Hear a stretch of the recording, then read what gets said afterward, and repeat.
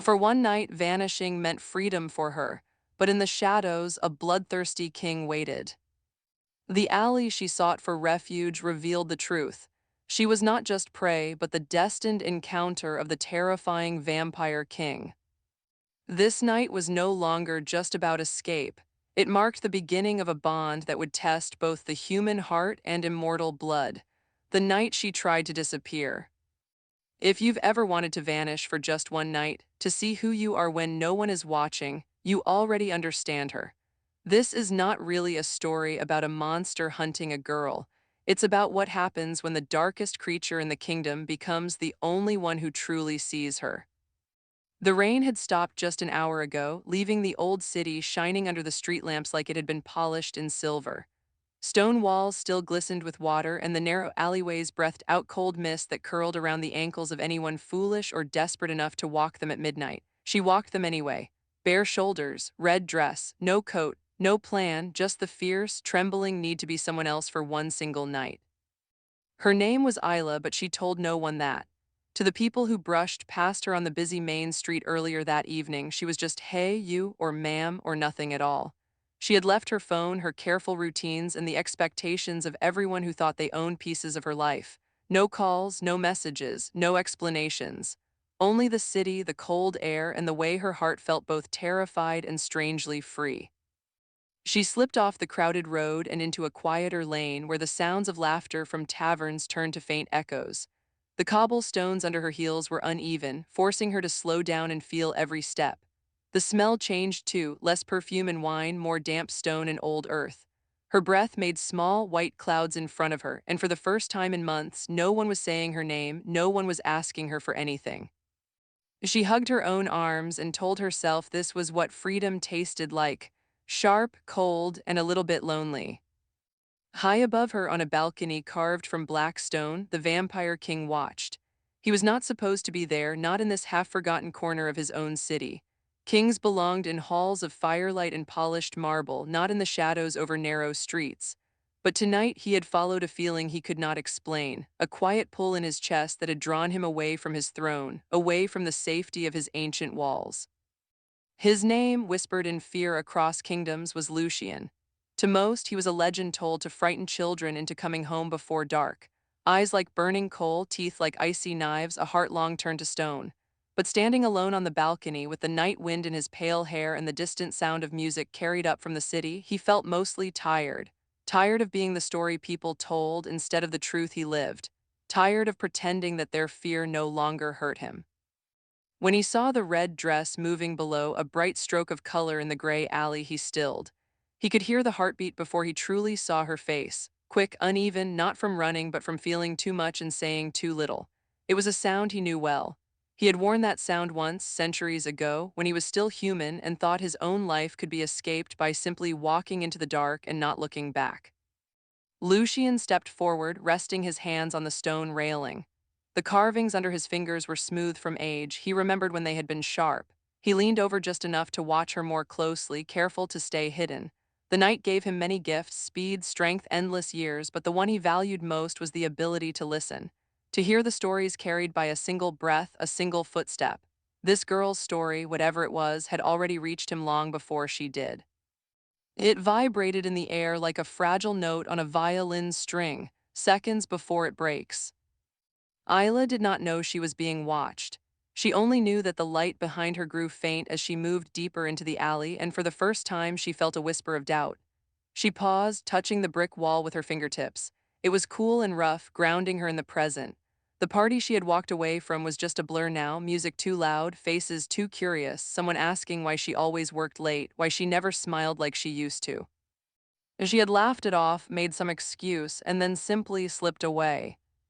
"No one will miss me for one night," she said softly to herself, testing the words in the darkness. Her voice wobbled on the last word, but she forced a smile. From the balcony above, Lucian heard that single sentence like an accusation. "No one will miss me." People often said they feared him, hated him, wished he had never been crowned. He could bear that, but no one in all his long years had ever said they would not be missed. That kind of loneliness felt more dangerous than any blade. He dropped silently from the balcony, landing in a patch of shadow where the lamplight did not reach. His cloak barely stirred the puddles at his feet. He moved after her, staying close enough to hear the small catches in her breathing, far enough not to alarm her. His instincts pressed at him, old instincts, wrapped around hunger and survival, but another instinct, quieter yet stronger, rose above them all: protect. Isla's steps slowed as the alley narrowed. On one side, the wall rose high and unbroken. On the other, an old stone archway opened into a darker passage. A single lamp flickered at the far end, its light weak and unsteady, as if it too was thinking about giving up. She hesitated, feeling that thin line between bravery and foolishness stretch under her weight. That was when she heard it, a soft scrape of movement somewhere behind her, not loud enough to be obvious, just enough to send a cold shiver up her spine. She turned quickly, her red dress catching the light, eyes scanning the empty path. Nothing. Only mist, only stone, only the dripping of water from a broken gutter. "Hello," she called, immediately regretting it. Her voice sounded small, like it did not belong to this fearless woman she had promised herself she would be tonight. Silence answered. In the darkness, Lucian pressed his palm against the wall, fighting the urge to step out. He had learned long ago that sudden appearances from the shadows rarely inspired trust. He wanted, more than he would ever admit, for this girl not to look at him the way others did, like a nightmare given a crown. Yet he could feel her fear and something else under it: exhaustion, the kind that went deeper than the body and settled in the soul. A group of footsteps echoed faintly from the other end of the alley, this time not his. Human voices, low and careless, drifted toward them, laughter that did not sound kind.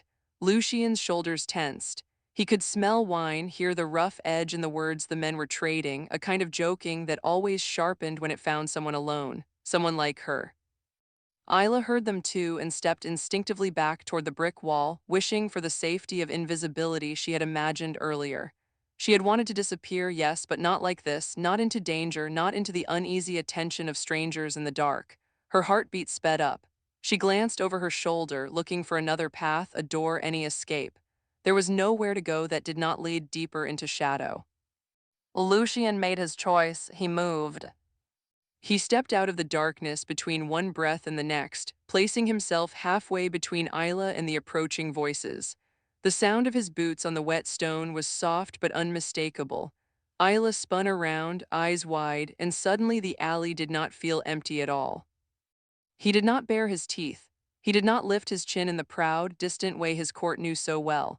Instead, he lowered his gaze a little, softening the sharpness of his features, trying to look less like a legend and more like a man. The lamplight brushed over his pale hair, his elegant coat stitched with old gold thread, the faint shadows under his eyes that centuries had painted there. His presence changed the air itself, cooler, calmer, like the deep part of the night right before dawn. "I'm sorry," he said quietly, his voice deep but surprisingly gentle. "I did not mean to frighten you." Isla's fingers dug into the brick. Every instinct screamed at her to run, yet something in his tone made her pause. There was no threat in it, only a strange sincerity, as if he truly cared whether or not she was afraid. Her gaze flicked over him, catching on the small, unnerving details, the unnatural stillness of his body, the way his eyes reflected the lamplight too brightly, like burnished metal alive with some hidden fire. Stories she had heard as a child fluttered at the edge of her mind. "You came out of nowhere," she managed, her voice barely above a whisper. "Were you following me?" Lucian held her gaze, feeling the old, familiar ache of being seen and misunderstood in the same instant. He should have lied, given some simple explanation, but the night had not drawn him here for lies. "Oh, yes," he said, "but not to harm you." Her breath caught in her throat. The footsteps and laughter behind them were getting closer now, wrapping around the corners of the alley. She glanced past him, then back at his face, torn between two different kinds of fear. "Why then?" she asked, forcing the words out, her eyes shining not just with fear but with something sharper. A demand to know why anyone, even a stranger, would bother to follow someone no one would miss for one night. Lucian took one slow step closer, careful, controlled, every movement a silent promise that he would not cross any line she did not want crossed. He could hear the other men drawing near, feel the shift in the air that meant they had already seen the red of her dress. There was no more time for careful answers. Because, he said softly, every syllable carrying the weight of centuries of regret and a tenderness he rarely allowed himself to feel. I heard your heart ask for help even when your lips refused to. For a moment, the world narrowed to the space between them. The alley, the city, the whole kingdom held its breath. Isla stared at him, stunned, the question rising to her tongue, "How can you hear my heart? Who are you?" But her voice failed her. Behind them, the footsteps stopped. Rough laughter faded into a pointed silence, as if the newcomers were deciding what kind of night this would become. Lucian's eyes darkened, the faint red glow within them flaring, not with hunger, but with a fierce, protective resolve. He turned his head slightly, listening. His jaw tightened, and for the first time, Isla saw the edge of the creature from the stories, the one people warned their children about. Yet somehow, standing there in front of her, he felt less like a monster and more like a shield. "Well, whatever happens next," he murmured without looking back at her, "you must decide whether you trust me or the night." The voices at the end of the alley rose again, louder now, closer, carrying words that made Isla's stomach twist. Her pulse pounded in her ears. In front of her stood a being she had been taught to fear all her life. Behind her, ordinary men whose voices already felt more dangerous than his quiet presence. Her hand, almost on its own, reached out and brushed the edge of his sleeve. The fabric was cool and smooth beneath her fingertips. He went absolutely still at the touch, as if it meant more to him than it should have. Isla swallowed hard, her choice caught somewhere between her lungs and her throat. "Who are you?" she whispered. Lucian slowly turned back to face her, the lamplight catching the sadness in his eyes, the centuries of solitude he never spoke of. For the first time this night, he allowed the truth to sit plainly on his tongue. "I am the one your people call the Vampire King," he said softly, "and tonight, I am the only one standing between you and what you wanted to disappear from." The words hung in the cold air, heavy and impossible. Isla's fingers trembled against his sleeve as the shadow of approaching figures stretched longer across the stone. Her breath hitched, torn between instinct and intuition, terror and a strange, fragile sense of safety she could not explain. And as the first of the strangers stepped fully into the alley, their eyes landing on the girl in the red dress and the pale man beside her, Isla knew she had only a heartbeat left to decide whether to pull her hand away from the Vampire King or hold on tighter. "The king who chose mercy." The men at the end of the alley came into focus one by one, like figures stepping out of a bad memory. Three of them, coats open against the cold, cheeks bright from drink and carelessness. Their laughter rolled ahead of them and then broke apart when they saw Isla in her red dress, pressed close to the wall with a pale stranger standing between her and the dark. Lucian felt Isla's fingers tremble where they still touched his sleeve. She did not pull away. That small, stubborn contact settled something inside him, like an ancient door quietly closing against the wind. He shifted just enough to put more of his body in front of hers, not as a cage, but as a shield. "Well, look at this," the tallest man said, trying to sound casual and failing. "Didn't know the alley had company." His eyes moved over Isla in a way that made her stomach tighten, then flicked to Lucian with mild annoyance, as if he were a simple obstacle, not a danger. "You're far from the main street," another added. "Not safe here this late, sweetheart, you need help." Isla's throat closed. The word help sounded nothing like how Lucian had spoken it. Their version was sticky, heavy. His had been clean and quiet, like a promise. Lucian didn't raise his voice. He didn't bare his teeth or show even a hint of aggression. He simply turned his head toward them, eyes calm, face unreadable. The lamplight traced the sharp lines of his cheekbones and the faint gold stitching on his dark coat. "She is already being helped," he said, his tone soft but absolute. "You should go home." The men exchanged a look, surprise flashing into irritation. No one liked being dismissed, especially not by someone who spoke like he owned the night. The tallest one took a step forward, boots splashing in a shallow puddle. "And who are you to tell us where to go?" he demanded. "Just out for a walk with your friend," the word twisted, edged with mockery. Isla flinched, but Lucian didn't move, didn't seem bothered. Inside, a familiar battle pulled at him. It would be easy to end this with fear. One flash of fangs, one step too close, and they would run screaming, stories confirmed, legends fed. King of monsters, creature of nightmares, danger in the dark. But he had spent centuries trying to become something else. His hand dropped to his side, fingers brushing the ornate crest stitched into his coat. It was small, almost hidden, but no one in this city could mistake it once they truly looked. He let his cloak fall back just enough for the dim light to catch on the symbol, a silver crown, a crescent moon, and a single star. The shortest man's eyes widened. His face went pale, the color draining as if someone had opened a door inside him and let all the warmth out. "Wait," he whispered, grabbing his friend's sleeve. "Look at his coat." The tall one followed his gaze, squinted, then leaned back as if he'd been pushed. The drunken boldness melted from his features, replaced by a dawning horror. He had grown up with bedtime stories of this crest, the mark of the one who ruled the night. "That can't be," he breathed. "He's just a story."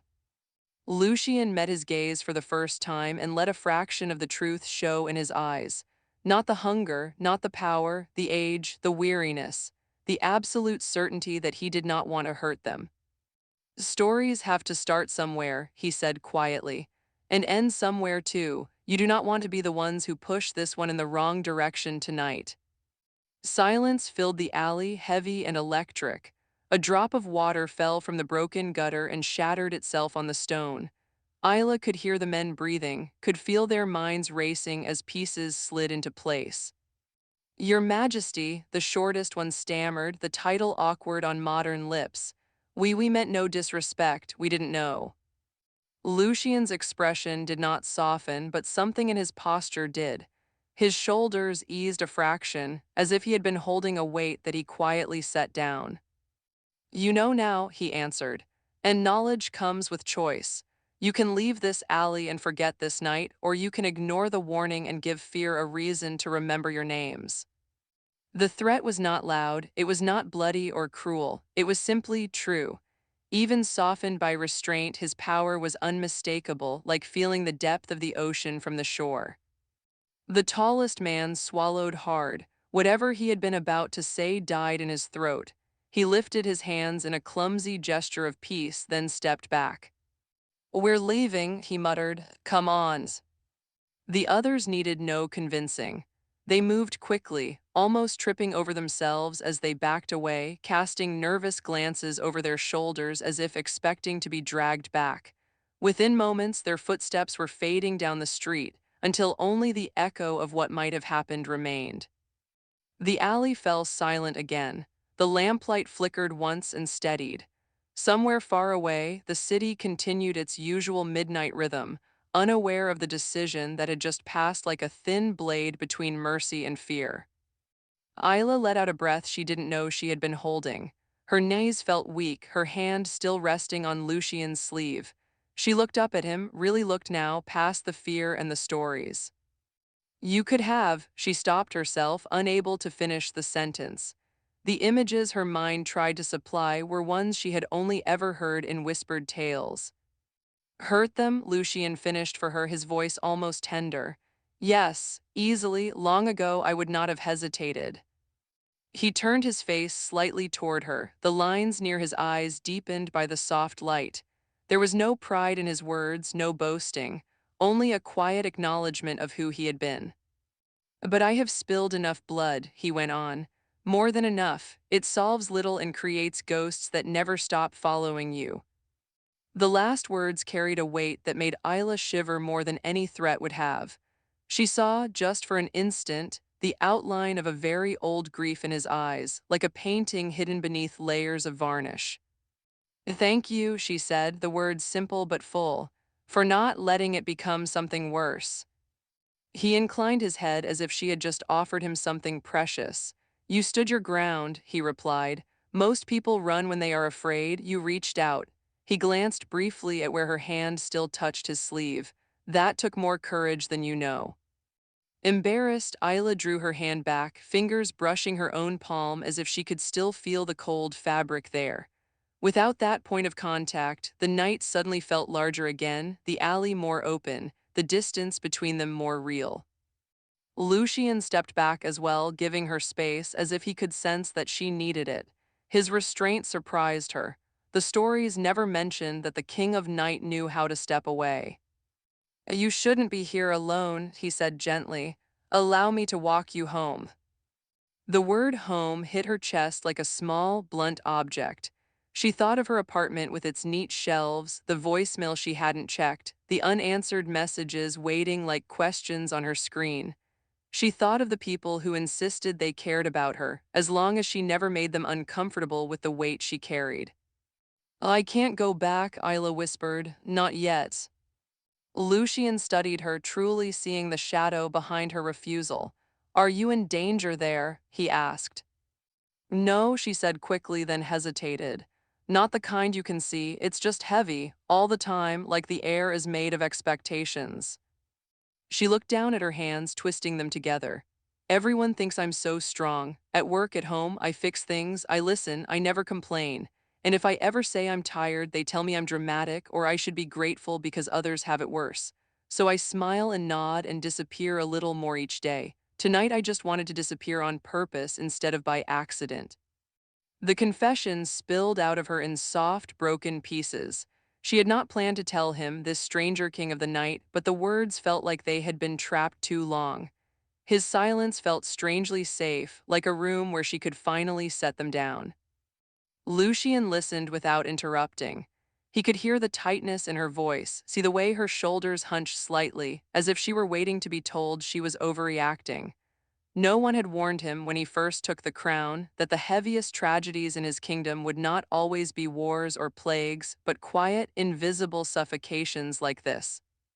"When I was human," he said slowly, the admission itself a door few had ever seen open, "my sister used to say the same thing, that she was fine, that others had it worse, that she shouldn't complain. She carried everyone else's storms and smiled as if the lightning never touched her." Isla looked up, surprised. "You had a sister?" "Yes," his gaze drifted past her, into some far-off year only he could see. "She died long before I became what I am now. I remember thinking at her grave that I would have given anything to go back and tell her she was allowed to be tired, allowed to ask for help, that she did not have to prove her strength by drowning quietly." The image hit Isla so hard she could almost feel the damp earth under her fingers, hear the echo of his regret. The monster from the stories was talking about wishing he had listened better, about wishing he had been kinder. "When I hear a heart like yours," Lucian continued, his voice thickening with emotion he rarely let surface, "it reminds me of hers. That is why I followed you. Not because you were weak, but because you were strong in the way that breaks people if no one sees it." For a long moment, Isla could not speak. The night around them felt almost sacred, like a church without walls. Her eyes burned, tears gathering despite her efforts to blink them back. "No one else ever said that to me," she managed. "That my kind of tired is real, that my kind of strong counts." "Then they have not been paying attention," Lucian replied gently. "But I have time, more than enough to pay attention if you let me." He offered his arm this time, not as a command but as a question. She hesitated only a heartbeat before slipping her hand through, more out of instinct than decision. His sleeve was cool beneath her fingers, but his presence was strangely warm, like standing near a fire that did not burn. They began walking, leaving the narrow alley behind. The city opened around them into wider streets and older stones. Lucian chose paths where the shadows were deep but not threatening, where the lamps were dim but steady.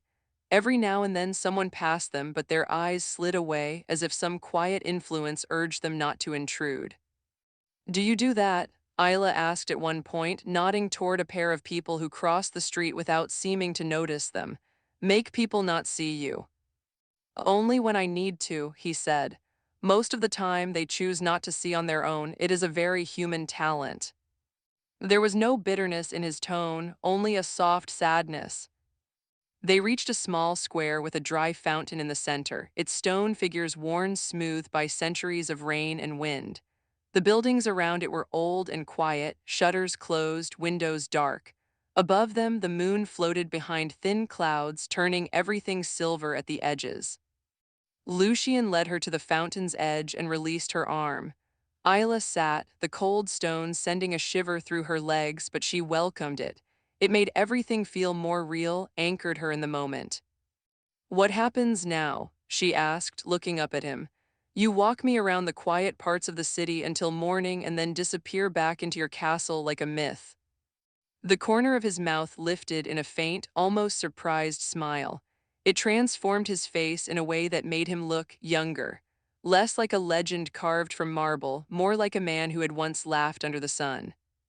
"That would be the simplest version," he admitted, "but there is a problem." Her stomach dipped. "What problem?"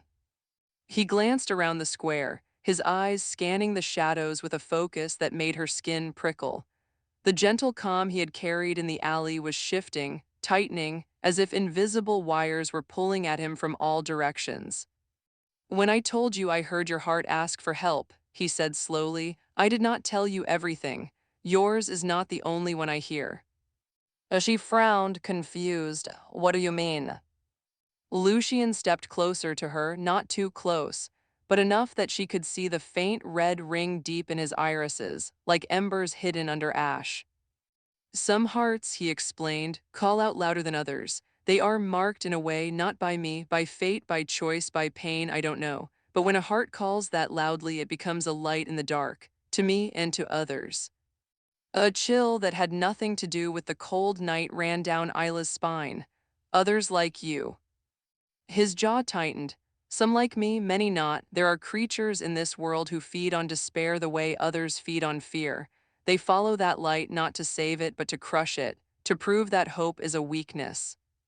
Isla's hand moved unconsciously to her chest, as if she could shield her heart with her fingers alone. "Are you saying I've been calling to things like that?" "Not on purpose," he said quickly. "You did nothing wrong, wanting to be seen, wanting to rest, wanting to stop pretending, that is not a sin. It is human, but it makes you visible in ways you cannot yet understand." He raised his gaze to the rooftops, to the narrow alleys branching off the square, to the empty windows watching them with blank glass eyes. Isla followed his line of sight but saw nothing except stone and shadow. "Someone else noticed you tonight," Lucian murmured. "Someone who should not have." Her heart lurched. "How do you know?" "Because," he said quietly, "I have been feeling it since before I stepped onto that balcony. A presence moving through my city that does not bow to my rule. It came closer when you left the light. It is still moving, and it is moving toward you." The air felt suddenly heavier, the shadows deeper. The square that had seemed so calm now felt like the surface of a lake just before something breaks through. "So you're saying," Isla whispered, "that by trying to disappear, I made something find me."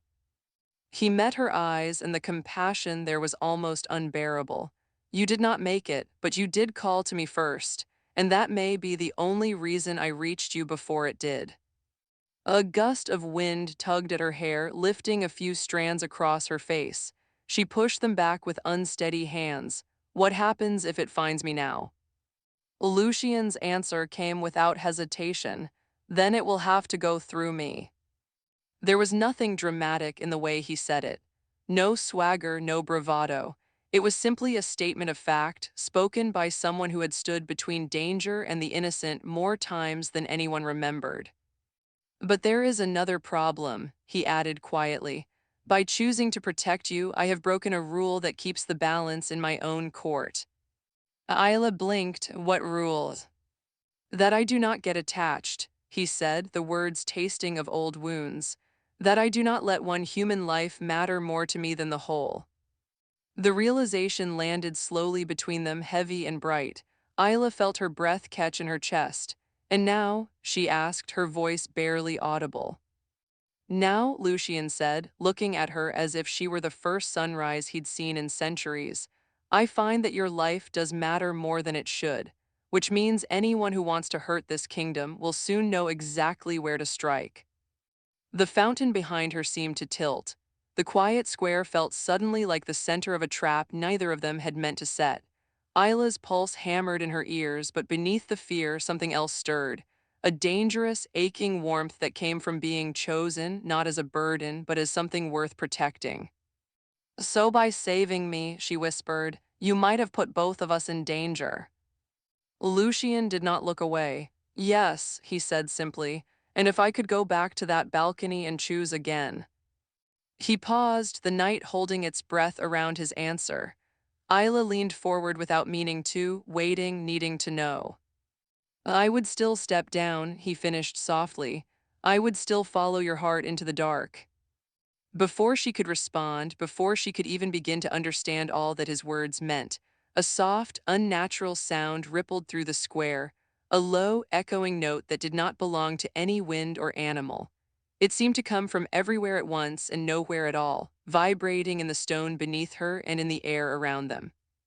Lucian's head snapped toward the far corner, his whole body going taut, every line of his frame suddenly sharp and alert.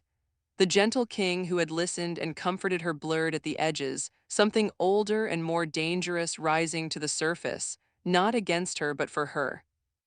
Stay behind me, he said, his voice now edged with steel. From the mouth of a narrow alley opposite the fountain, the shadows began to thicken, pulling together in a way that was wrong, as if some invisible hand were gathering them like fabric. The air dropped a few degrees. Isla's breath came out in a white cloud that trembled. Lucian, she whispered, gripping the edge of the fountain. What is that? His answer was quiet, but it carried all the weight of the night. That, he said, stepping forward as the darkness coiled and twisted into an approaching shape, is what came when you wished to disappear, and what I have sworn will not take you. The shadow moved again, closer, the outline of something with eyes like empty wells beginning to form. Isla's heart pounded so loud she thought it might break. She had a single, shattering thought. If she ran now, if she left him, would it follow her instead, or would it simply take her in front of him? Her fingers dug into the stone, her body frozen between terror and trust, caught in the moment before everything changed. Well, the heart that chose to stay. The shadow moved like spilled ink, pulling itself up from the ground, climbing the air. It had no clear edges, only suggestions of limbs and a face that was more absence than shape. Where its eyes should have been, there were just two deep hollows that seemed to swallow the weak light of the square. The temperature dropped with every inch it rose, until Isla could see her breath rushing out of her in fast, frightened bursts. Lucian stepped forward, placing himself fully between her and the thing in the alley's mouth. The calm, thoughtful king who had listened to her a moment ago was still there, but another part of him, older, sharper, had risen to the surface. His shoulders squared. His hands relaxed at his sides in a way that meant he was ready, completely ready, for whatever this would demand of him. The creature's voice came not from any visible mouth, but from the stone, the air, the water trapped in the cracks of the fountain. It sounded like many people speaking at once, all of them tired, all of them disappointed. You break your own laws, King of Night, it murmured. You put one heart above the rest, you always were weak where sorrow was concerned. Isla's skin prickled. The words slid under her ribs like cold fingers. She didn't understand what the creature was, but it knew Lucian, intimately. Lucian did not look away. You do not belong in this city, he said quietly. You were banished from my borders long ago. The shadow rippled as if amused.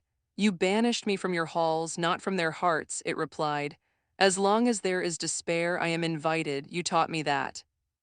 The accusation hit Isla like a slap she hadn't expected. Lucian, who had been so gentle, so careful, had once done something that gave this thing power. The idea unsettled her.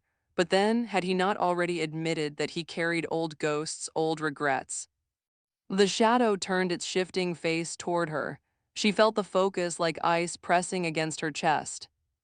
And you, it whispered, its many voices softening, becoming strangely familiar.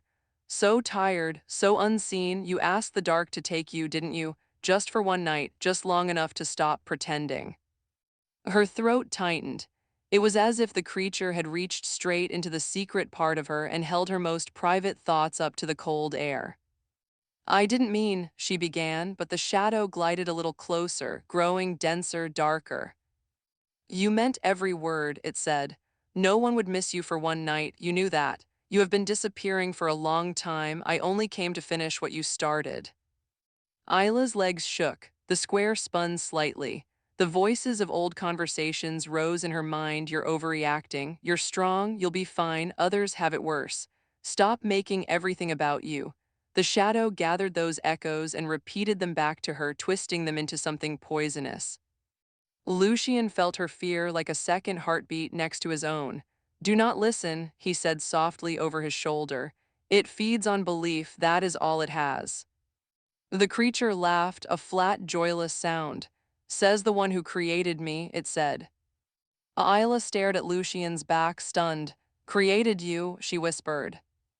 Lucian's hands curled as if he wanted to deny it and couldn't. Centuries ago, he said quietly, still facing the shadow, before I learned to listen, I tried to rule this kingdom by fear. I thought if they feared the night, they would be safe inside their homes. I thought if they feared me, they would obey and fewer would die. His voice dropped lower. I did not see how much despair I was growing in the dark. How many people convinced themselves they were alone, that despair took shape, became this. The shadow swelled as if drinking in his confession. I am every night someone like her cried alone and thought no one heard, it said, its hollow gaze returning to Isla. I am every moment a king chose fear over comfort, silence over understanding. And you, Isla, you shine with all of it, you are my feast. Isla's nails bit into her palms. Part of her wanted to collapse, to say, you're right, take it, take the weight, take the pretending, let me vanish, it would be so easy to stop fighting. She felt the thought the way you feel the edge of a high drop under your toes, terrifying, strangely tempting. Lucian sensed the shift. Without turning, he spoke her name like a lifeline. Isla. The way he said it, careful, steady, as if he were holding something fragile and precious, pulled her back from that edge. This creature exists because I failed my people, he continued, his voice carrying both sorrow and resolve. Because I did not see hearts like yours in time. But listen to me, you are not a feast. You are not something for it to devour. You are the reason it is afraid. The shadow hissed, its shape fraying at the edges. Afraid of that, it gestured vaguely toward her. One exhausted human, you lied to yourself long enough, now you lie to her. Lucian took another step forward, the air around him vibrating with a quiet power that had nothing to do with violence. You are afraid of anyone who chooses to stay, he said, of anyone who chooses connection over disappearance. You grow strongest when they are quiet, when they apologize for needing help. Tonight she spoke. Tonight she reached out. That is what you cannot stand. The creature recoiled just a fraction. Isla saw it and something flickered in her chest. A tiny, stubborn spark of anger, not at herself this time, but at the thing that had been feeding off people like her in the dark. You came for me because I wanted to disappear, she said slowly, her voice still shaking. But he got there first, he heard me first. The shadow's shifting head twisted, attention sharpening. And you think he cares? It sneered. He is using you. He has always used hearts like yours to make himself feel less empty. The words slid straight into Lucian's own deepest fear. For a moment, his composure cracked. He saw, as if reflected in dark glass, centuries of kneeling subjects, frightened eyes, whispered prayers, as if his presence had been just another weight they carried. What if I am just taking, he thought, always taking their fear, their stories, so I don't have to sit with my own. The creature felt that doubt and lunged forward. Not physically, it did not need to. It threw those thoughts at him like spears. You hear them suffer and you feel noble, it hissed. But you didn't save your sister. You didn't save the ones who died building your walls. You didn't save the hearts that broke while you were learning to be kind too late. Lucian staggered back half a step, his jaw clenched, his eyes burning with old, buried pain. For a heartbeat, Isla thought he might fall. And that somehow was worse than anything the shadow had said to her. Watching this immortal king, this powerful, controlled creature, shaken to his core by his own regret, made something fierce wake up inside her. He had stood in front of her in the alley. He had listened without interrupting. He had chosen mercy when violence would have been easy. He had followed her heart into the dark at his own risk. She could not watch him stand alone now. Isla pushed off the fountain and stepped forward. Her legs trembled, but they held. The air felt thick, as if she were walking through cold water. The closer she moved to Lucian, the louder the shadow's whispers grew. No one will miss you. You're too much. You're not enough. You're just tired, others are worse. You should be silent. The shadow screamed, not with sound, but with absence. The space it had filled began to collapse. It reached for her with tendrils of darkness, but every time it touched the light growing in her, it sizzled and fell away like mist burned by the sun. Lucian's power surged, meeting hers halfway. The lamps shone brighter, the humming rose into a clear, ringing note, and for a moment the whole square seemed to glow from within. You cannot hold them all, the shadow snarled, its form twisting and thinning. There will always be more tired hearts, more quiet drowning, you cannot save them. Lucian's eyes softened. Perhaps not, he said, but I can listen, I can learn, I can make sure that in my city no one who calls for help has to wait centuries for an answer. Isla lifted her chin. And I can stop pretending I'm fine when I'm not, she added. I can tell the truth instead of feeding you with my silence. With those words, the last of the darkness tore itself apart, unraveling into thin strands that dissolved into the night. The unnatural cold lifted. The air warmed by a few precious degrees. The sound faded, leaving only the quiet drip of water and the soft rustle of the wind. Where the creature had stood, there was now nothing but a faint, fading ache, like the echo of a bad dream you can't quite remember. Lucian lowered his hand slowly. The light from the lamps gentled back to normal, but the square did not feel the same. It felt cleaner, less heavy, as if something that had been sitting in the corner for too long had finally been swept away. He swayed just once. It was barely visible, but Isla saw it. Without thinking, she stepped closer and caught his arm. The roles had reversed so completely that it almost made her laugh through the leftover tears.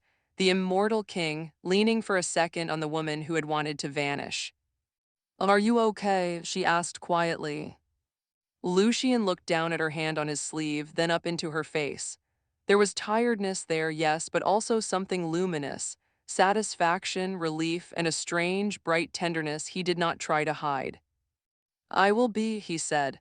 I am not used to letting others fight beside me. It takes more from me than facing things alone, but it gives more back too. He straightened and she let go, though part of her wanted to hold on a little longer. So that thing, she said carefully, is it gone? For now, he answered honestly. Creatures like that never disappear completely. They wait at the edges of thought, but it is weaker. And as long as you remember what you said tonight, it cannot use you the way it wanted. She nodded slowly, letting the truth settle in. Her life would not magically become easy after this. The expectations, the people who didn't listen, the heavy days, they would all still be there. But something inside her had shifted. She would not face them with the same silent surrender. A breeze tugged at her hair again, softer this time. The moon slid out from behind the thin cloud, washing the square in pale light. For the first time that night, Isla realized how beautiful the city looked at this hour, empty but not abandoned, quiet but not dead.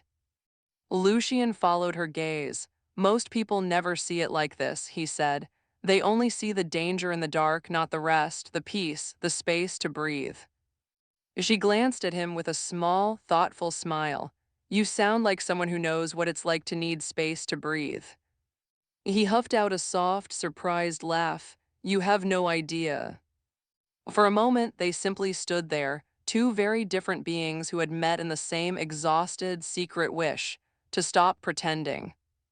What happens to you now? Isla asked. You said you broke your own rule, that caring about me put you and your kingdom in danger. Lucian looked up at the stars that had begun to prick the sky above the rooftops. My court will not be pleased, he admitted. Some of them thrive on the old ways, fear, distance, an untouchable king. They will say I have grown weak, that I risk too much for one human. He paused, then looked back at her, his gaze steady. But I am their king, not their servant. My power does not come from how much I make them fear me. It comes from how much I am willing to stand between them and their own darkness. If they cannot see that yet, I will teach them."